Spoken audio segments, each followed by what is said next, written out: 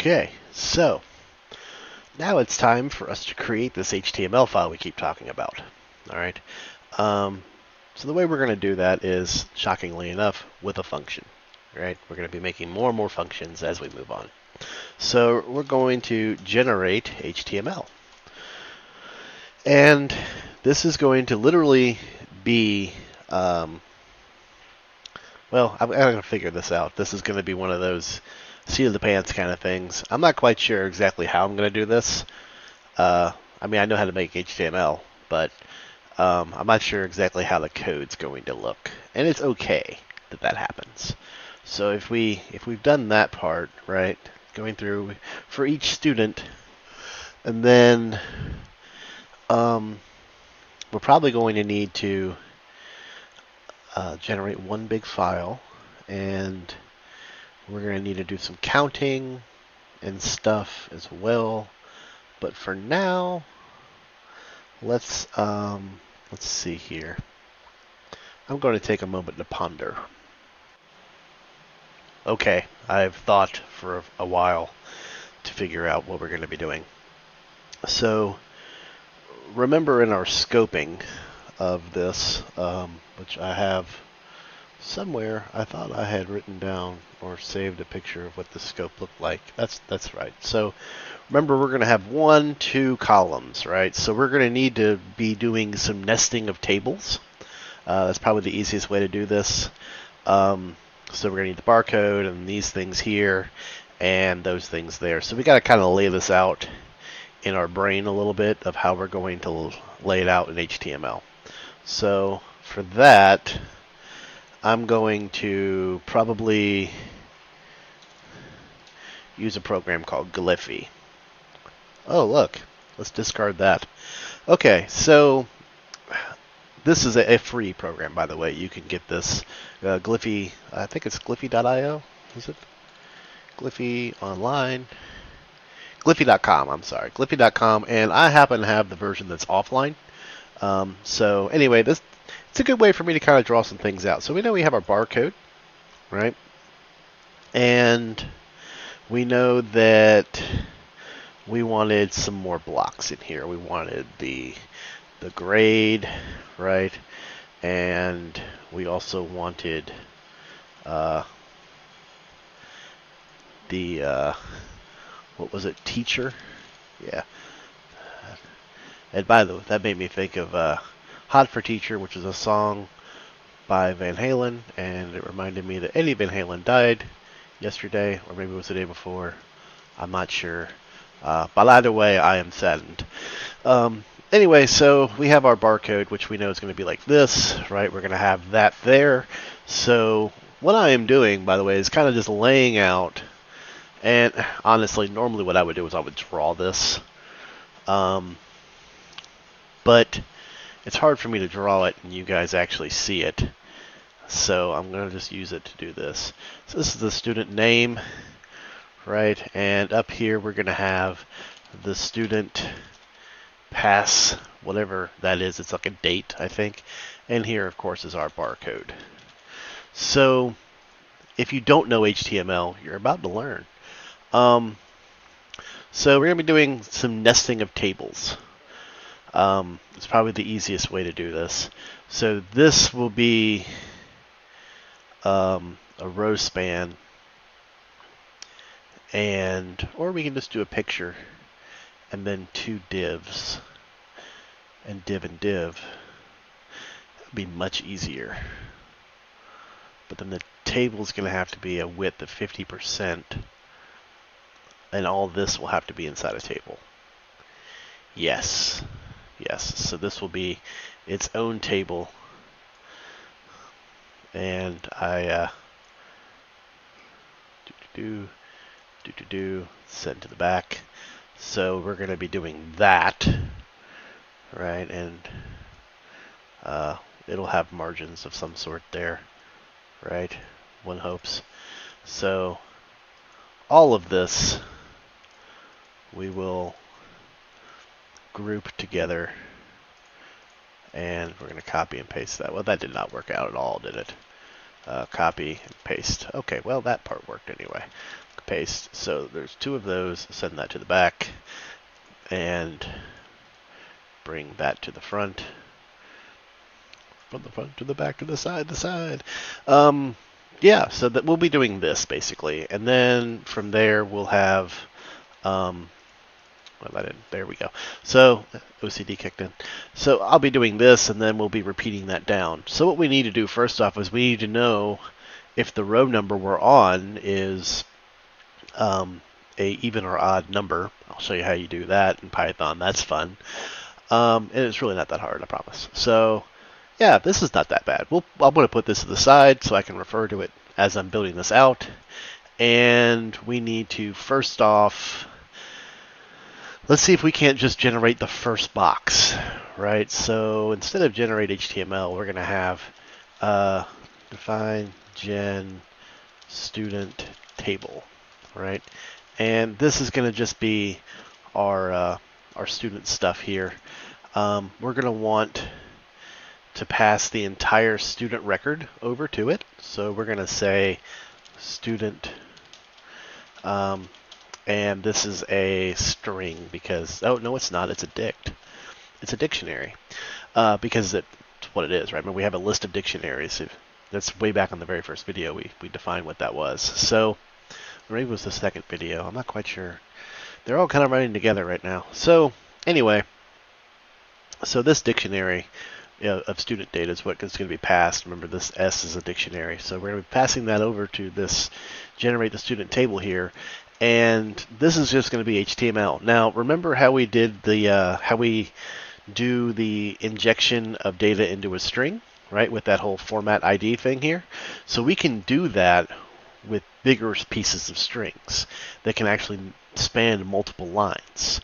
So we're going to really quickly do that. So we're just going to call this table equals, and now we're going to use a special thing. We're going to be using 1, 2, 3 double quotes, or single quotes. You can do double as well, either way. But HTML uses a lot of double quotes, so I tend to use single quotes whenever I'm generating HTML. So this is a multiple line, okay? And now we can generate our HTML just like normal. And I think this wasn't even going to be a table, was it? It was going to be, you know what, let's just make it a table. So width equals 100%, okay? Border equals 0, all right? And let's close that table. And then we're going to make a row, and we're going to do that. And then we're going to have one table data, or table divide, is actually what it stands for. So table row and table divide, if I remember correctly. It's been a while since I've done HTML.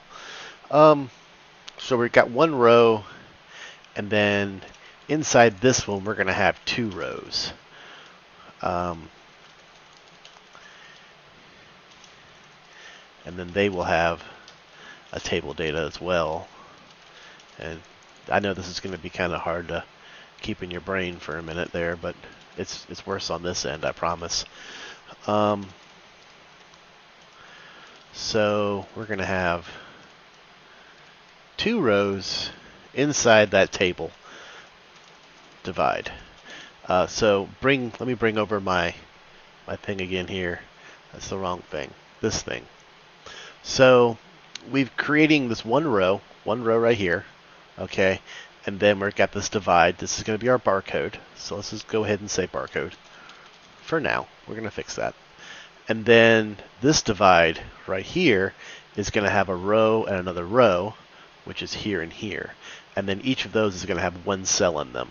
So we're just going to say grade and teacher. Okay. And then we're going to continue with another row, and another row, or another table. But these are going to be a call span. I'm not going to be able to teach you everything about HTML in this video. I could probably spend a year teaching HTML. There's lots that go into HTML. But a call span basically just means that we're going to span across 2 table divides, or table datas. I'm not sure which it is. I'm going to Google that really quickly because it's bothering me now. What does TD stand for in HTML? Table data. So I was correct. It is a table data cell. And then table row, table data. So anyway, this is going to be the pass, and this is going to be the name. All right. And what we're going to do now is we're going to leave it the way it is. Okay. And remember that save file right here, right? We're going to use that again just as a temporary thing. Actually, no, we're not. I'm sorry. Return our table, right? And all it is just straight text. Okay. We're going to inject student data later. For right now, I'm going to leave it the way it is. So that's going to return it. And then here, we're going to say generate table for student data. Okay. And then generate HTML. Pass that S. And we'll say data equals this. And then we're just going to save it real quick. Save file, data, and then the path is just going to be html.html. Okay, and we'll just save this. We're going to go ahead and run our program to see what happens. Oh, look, we've got problems.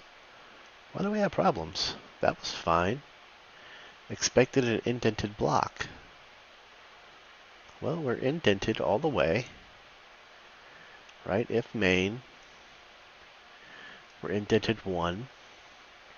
Oh, this doesn't need to be indented. Yes, it does.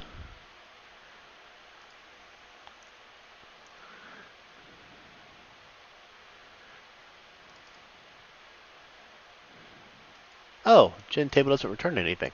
Oh, because I'm an idiot. I called the wrong function. This doesn't need to be there. This needs to go away, actually, temporarily. So generate student table. Yes, that's what we were doing. Not HTML, but the student data. Yes. So now it'll work fine. We hope, anyway. Oh, look. Unable to save due to error. A bytes-like object is required, not a string. Oh, because we're saving it as bytecode.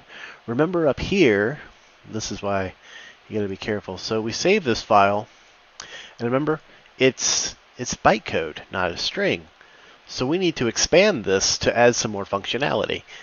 You could go ahead and create a new function, copy and paste it, and save file, and then say, like, save binary file, or save string file. But instead, we're going to say this. We're going to say bytecode equals true. Now, I've done something new here. And so this I've got to explain. So bytecode is just going to be another variable.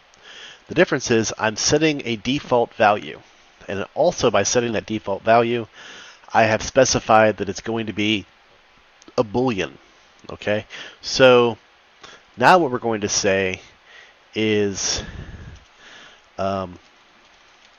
file mode equals WB, okay, for right now. And then if bytecode, okay, the file mode is that, else the file mode is just a write. Okay. And then here, we're going to replace this and say file mode. There. So we have edited this function to give it much more flexibility. Now it can write byte. By default, it will use bytecode. Otherwise, it'll do a string. Okay. So when we say save file down here, we got to add on here false, capital F.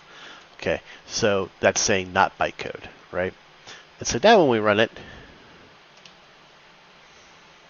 there we go. So our HTML.html, let's look at it real quick. And here we are. It looks pretty. It worked. It's now text. And let's open this in our browser. Chrome. I hate you, computer. So let's open this in our browser. Where are my repos? Barcode, HTML, and let's open with Chromium. Brr -brr. So it looks like trash right now, and that's okay, because all this stuff is kind of fluid. But notice the grade and the teacher are not next to the barcode like it should be. And I'm wondering why. That looks weird inside. Here, I'll just show you kind of what I'm seeing. So that looks weird. It's broken. There's nothing there, and there should be something there. Unless I'm just an idiot and I'm tired. It's possible. Very probable, actually. And I'm trying to keep track of the time. We're 15 minutes in. We're okay. So student table here, right? So we have a TR and a TR inside this TD. Okay. And then call span equals 2. Oh. Ah. Yes, I found out what it is.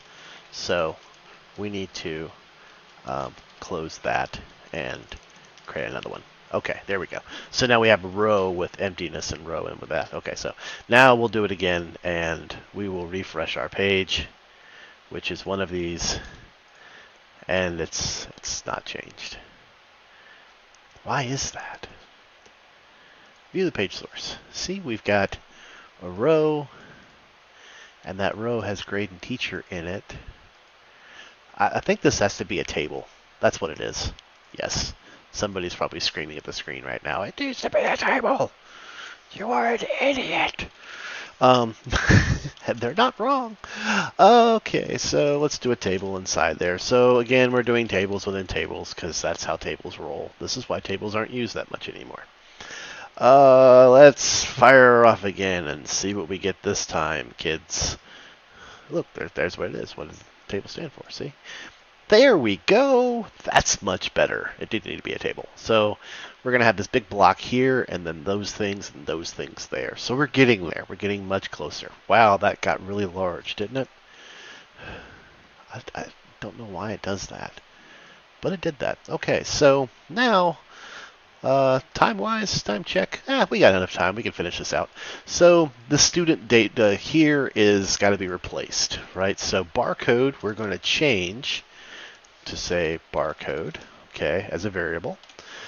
All right, and then down here, we're going to keep it saying grade, and then we're going to say grade, okay, and here we're going to say teacher, okay, and down here for our pass, guess what we're going to put there? The pass. And finally, we'll have the name. Okay, so how do we inject all this? So at the very bottom, the same thing we do every time. We're simply doing a format, and in this case, we're going to say, you know what, we're going to make it a little easier on ourselves. Let's get rid of this for a second, come up here, and let's just define some quick variables. Barcode equals student data dot get, right? Barcode. We're not passing the barcode, but we will. I know you're probably like, we don't have a barcode, but we do. We'll get there. And we'll just say empty for now. Okay. And in PyCharm, if you hold Control and hit D, it'll duplicate. So you can do some quick editing on the fly there. So grade, teacher, pass. Pass date. Because pass is a keyword. You can't really use that. And then student name. All right. And then we'll come down, scroll down a little bit, and we're going to go back to this, back to down here. And what we're going to do is we're actually going to just print S for our own knowledge real quick. Okay. And all of these are going to be the same thing. I know that. We're going to inject some data into our other data in a moment, I promise. So we're just going to do this so that I can see how broken it is. Because it's broken, it's a list object. Why is it a list object? It's not. It's a dictionary. Right there, you can see it's a dictionary. That's interesting. I'm not quite sure what's going on there. We'll have to debug on the fly. So it ran all the way through 1 and was fine, and then it said it using the cache, and then it got to here, and data equals that, which S, in this case, it said was a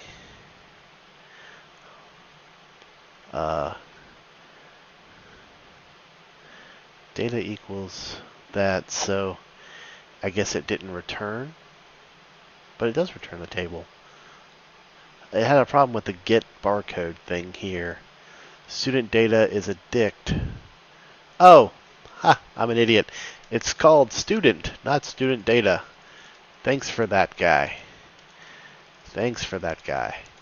And by the way, you can actually get student data from inside this function without calling the global. It's just a good idea for you to do it that way. So go back here. Now it'll work fine. So using that cache barcode, right? And here's our student name. So we got our data here. We can grab the student name, right? And we can put it up here and say our name equals student name. This is called pass. Teacher is called teacher. Grade is called grade. And where are we going to get that barcode from, right? So that barcode, we're going to actually have to inject into this data.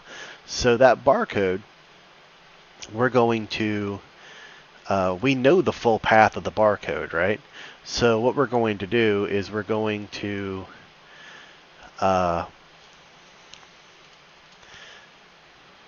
full path, move it out, okay, and then S barcode, oops, I hit the wrong key, sorry, equals full path, okay, and so that's actually this is going to be tacked on to this down here. Whenever you want to add something to a dictionary, you can just literally access it like this and just say that equals that. Whereas with a list, you have to do the append keyword.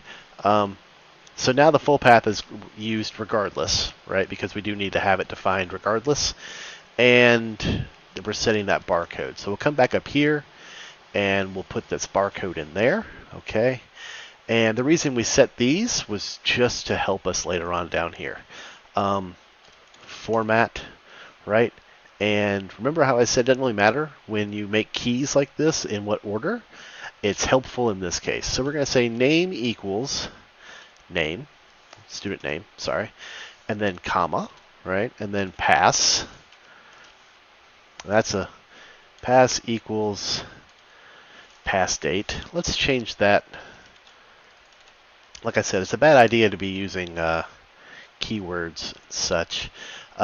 Teacher equals teacher, okay, and grade, of course, equals grade, and we have one more thing, which is this barcode here, and that one is going to require some special stuff. So barcode equals barcode. All right, so now all of these are going to be interjected with this data points, and this barcode here is actually going to have to be an image. Okay, so an image source equals, and remember how I said HTML uses a lot of double quotes? We're going to be using double quotes here, and we're going to say, well, that should be the full path, so that should work fine. And it has a weird ending on it.